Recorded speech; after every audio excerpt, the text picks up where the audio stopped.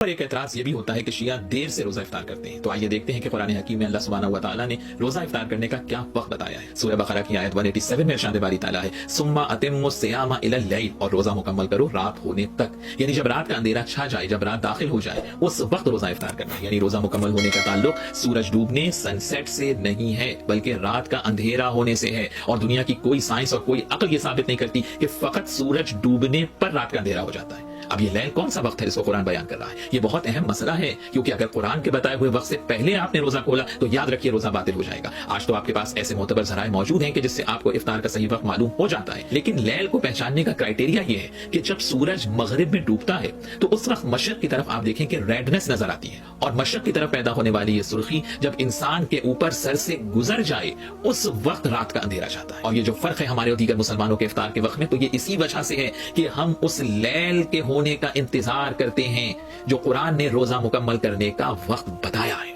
یہ بھی یاد رکھیے کہ جو روزہ افطار کرنے کا وقت ہے یہی مغرب کا بھی اول وقت ہے۔ قرآن نے جہاں اوقات نماز کا ذکر کیا ہے وہاں نماز مغرب کے لیے بھی لیل ہی کا کانسیپٹ دیا ہے۔ سورہ مبارکہ ہود کی آیت 114 میں ارشاد باری تعالیٰ ہے وَأَقِمِ الصَّلَاةَ طَرَفَيِ النَّهَارِ وَزُلَفًا مِنَ اللَّيْلِ، اور نماز کو قائم کرو دن کے دونوں سروں پر اور رات کا اندھیرا ہونے کے بعد۔ یہ جو وَزُلَفًا مِنَ اللَّيْلِ ہے یہ مغرب کی نماز کا وقت ہے۔ تو اب مغرب کی نماز کا وقت اور افطار کا وقت یہ دو الگ الگ وقت نہیں ہیں، یہ ذہن میں رکھنے کی ضرورت ہے۔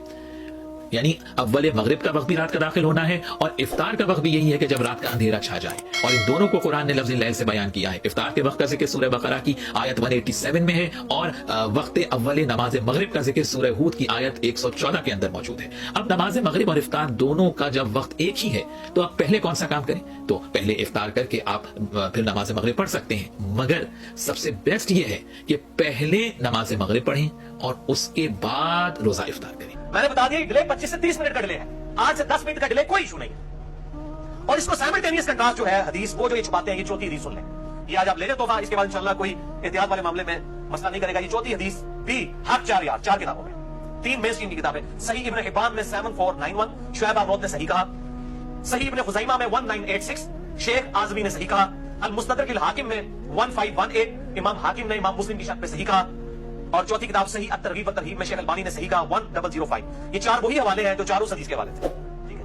تو چاروں وہ بھی ویسے آپ کرنا بڑا مشکل ہے، کیونکہ اس میں تو پتہ چل گیا نا کون سا ڈیلے آرام ہے، جب تاریخ نکل آئے 25-30 منٹ کا ڈیلے۔ اور یہ جو حدیث میں بیان کر رہا ہوں جس کا حوالہ دیا، یہ بہت خطرناک الفاظ ہے اس میں۔ آپ صلی اللہ علیہ وآلہ وسلم کو ایک خواب دکھایا گیا، آپ کو اکثر خواب کے ذریعے وحی بھی ہوتی تھی، نبیوں کے خواب سچے ہوتے ہیں۔ آپ صلی اللہ علیہ وآلہ وسلم نے فرمایا میں نے خواب میں دیکھا کہ 2 فرشتے میرے ساتھ ہیں اور مجھے کسی ایسی جگہ پر لے گئے ہیں جہاں پر لوگوں کی چیخو پکار کی آواز آ رہی ہے۔ میں نے پوچھا یہ کون لوگ ہیں؟ تو بتایا گیا یہ دوزخیوں کو عذاب ہو رہا ہے۔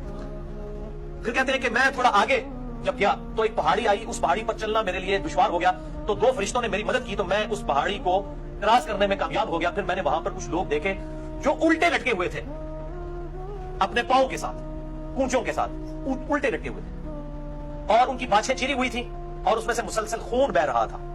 میں نے پوچھا کہ یہ کون لوگ ہیں؟ تو بتایا گیا یہ وہ لوگ ہیں جو وقت سے پہلے روزہ افطار کر لیا کرتے تھے، افطار میں اتنی جلدی کرتے تھے کہ ابھی ٹائم نہیں ہوا ہوتا تھا اور وہ افطاری کر لیتے تھے۔ اب یہ ہم پوچھتے ہیں یہ لوگ کون ہیں؟ اہل تشیع تو نہیں ہو سکتے، وہ تو ڈلے ہیں، ان کے پاس آپ نے ڈلے والا چھاپ لگا دی، فتویٰ لگا دیا، جو میں نے فتویٰ اتار دیا ان سے، اور ایک سنی منصف مزاج منہج والے شخص کی طرف سے یہ الحمدللہ دلائل سامنے آئے ہیں، یہ کسی شیعہ عالم کی طرف سے نہیں۔ ان پہ جو چھاپ لگائی ہوئی تھی وہ تو 25-30 منٹ والی ہے، وہ تو 8-10 منٹ کا ڈیلے کرتے ہیں، 3 منٹ کا تو عربیوں کا بھی کیلنڈر احتیاط کے ساتھ ہوتا ہی ہے۔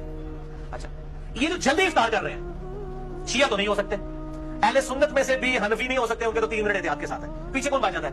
ہم یہ پوچھتے ہیں کہ کون لوگ ہیں جو روزہ جلدی افطار کرنے کی وجہ سے جن کو قیامت والے دن عذاب ہوگا۔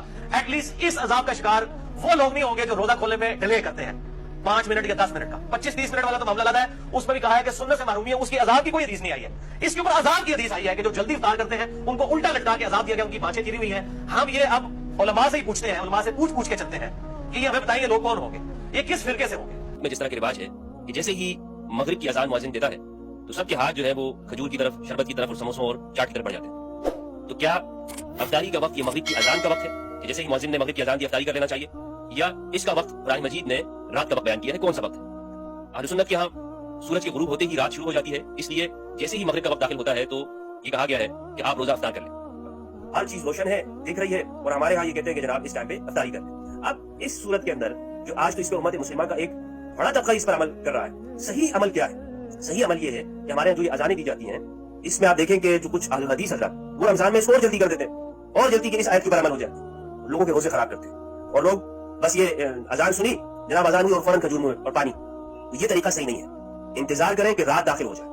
अपने आप से हमें शरीयत से आगे नहीं बढ़ना चाहिए। कुरान मजीद में जब रात का लफ्ज है तो रात को ही करना चाहिए, रात को ही फिर इफ्तारी जो है होनी चाहिए। इस तरह शुरू में फरमाया उहिल्ला लकुम लैलतुस सियामी अर्रफस, कि रोजों की रातों में हमने आपके लिए रफस, बेगमा के पास जाने को हलाल करार दे दिया। वहां पे तो कोई ये नहीं कहता कि जी मुंह में खजूर रखी और जो है वो बेगम के पास चले गए। वहां पे रात का माना क्या है? हर एक ये समझ रहा है कि रात से मुराद वो रात है, लेकिन यहाँ अतिमो सियामा इलल लैल के अंदर आके वो कहते नहीं, रात से मुराद यहाँ पे मगरिब है, मगरिब की सूरज गुरूब हुआ और बस यहाँ पे जो है अब वो इफ्तारी कर ली। तो दुरुस्त ये है शिया सुन्नी इस इख्तिलाफ के अंदर कि बेहतर तरीका ये है कि हम इंतजार करें, जब ये सुर्खी इर्द गिर्द में ये गायब हो जाए तभी हमें इफ्तार करनी चाहिए, और यही दुरुस्त तरीका है। और जिसमें हमारे भाई शिया इस पर अमल करते हैं, ये कुरान मजीद की आयत के पर अमल करते हैं। और हम ये जो है उसी के अंदर आके इस पे शिया 10 वो तो मुसलमानों से अलग इफ्तार कर रहे होते हैं। हमारा ये कॉन्सेप्ट बन गया है, शो की अज़ान अलग है, उनकी इफ्तारी अलग है, उनकी सहरी अलग है। अरे भाई, अगर कोई कुरान पे अमल कर रहा है तो आपसे अलग तो नहीं हुआ, आप उनसे अलग हो गए, कुरान से अलग हो गए। आपको कुरान मजीद समझना चाहिए था, लेकिन आपने अपनी अना का मसला बना लिया कि नहीं, अब वो करते हैं तो हमने तो कुरान पे अमल नहीं करना, हम कैसे कुरान पे अमल करें?